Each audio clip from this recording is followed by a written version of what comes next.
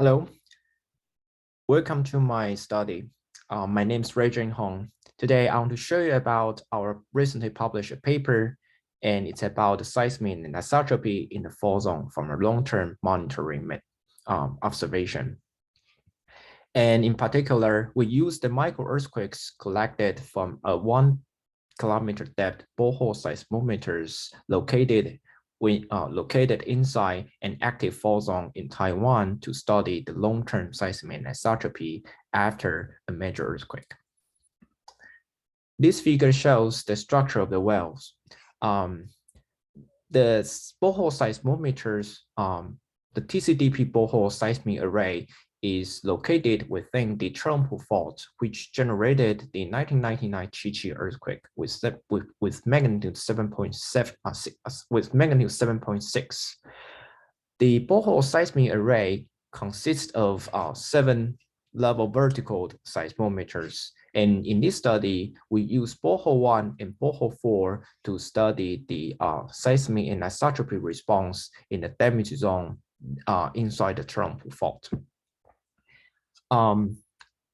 Figure C here shows the seismic, the microearthquake distributions between 2007 and 2013 that they are totally 794 microearthquakes for our analysis. In particular, we will use the CODA cross-correlation methods and also the directional wave method to constrain the seismic anisotropy in the fault damage zone with temporal monitoring.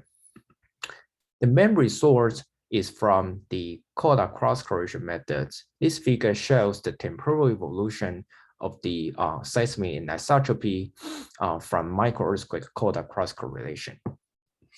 Figure A here shows the facial wave polarization direction, which indicates the microcrack direction of the Chelungput fault. And we found the average direction about 105 degrees from the north, and it's consistent with the tectonic stress direction of Taiwan. Figure B shows the strength of anisotropy measured in percentage, and that indicates the intensity of the fracture inside the Chelungput fault. Overall, we found an average value of about 13% of anisotropy that is relatively high. However, it's also conceivable given the case of a fracturous fault zone damage environment. Figure C shows the average travel time of the background shear wave velocity, and the travel time is about 0.08 seconds. That is consistent with the well logging resource. And figure D here shows the anisotropy parameters.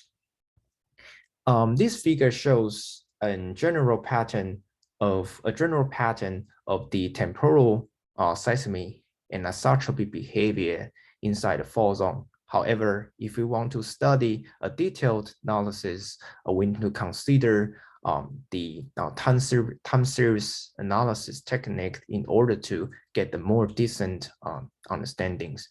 We applied Hebrew-form transform to extract the sinusoid pattern that is correlated with the, and we found this sinusoid pattern is correlated with the rainfall pattern. This rainfall data is collected just right next to the TCDP borehole site. And we found this sinusoid pattern is consistent with the occurrence of the rainfalls during monsoon seasons.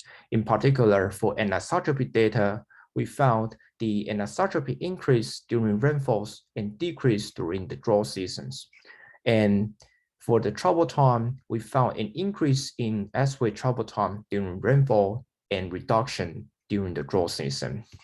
The spectrum of this sinusoid pattern suggests the rainfall this pattern has a period about 1 year that is also consistent with the monsoon occurrence in Taiwan.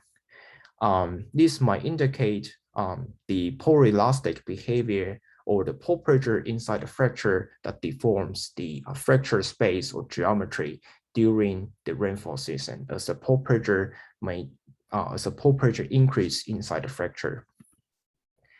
And to the long-term time scale, we also study the long-term evolution of the anisotropy inside the Chelungput fault. Figure A here shows the background reduction or the background response of the FSP direction.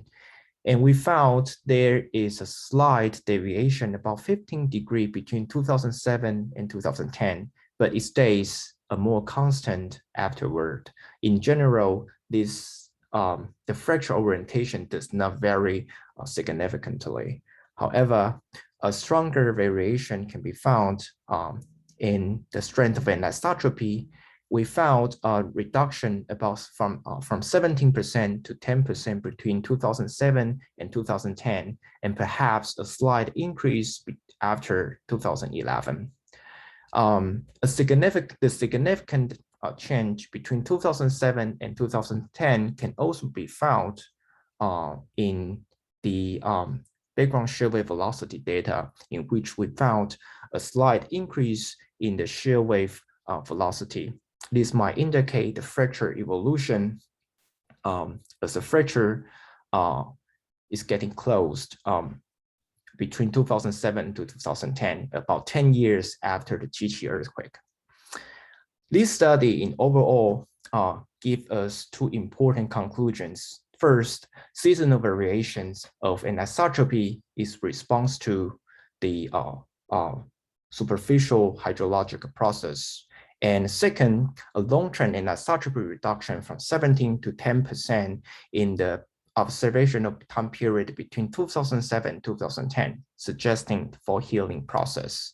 And this study reports an in-situ evidence of the fault zone healing with the modulation of fault fluid, and that provides insights about the long-term fault zone response after a major earthquake. If you have any questions, please reach me out, and I'd be happy to answer any question. Thank you for attention.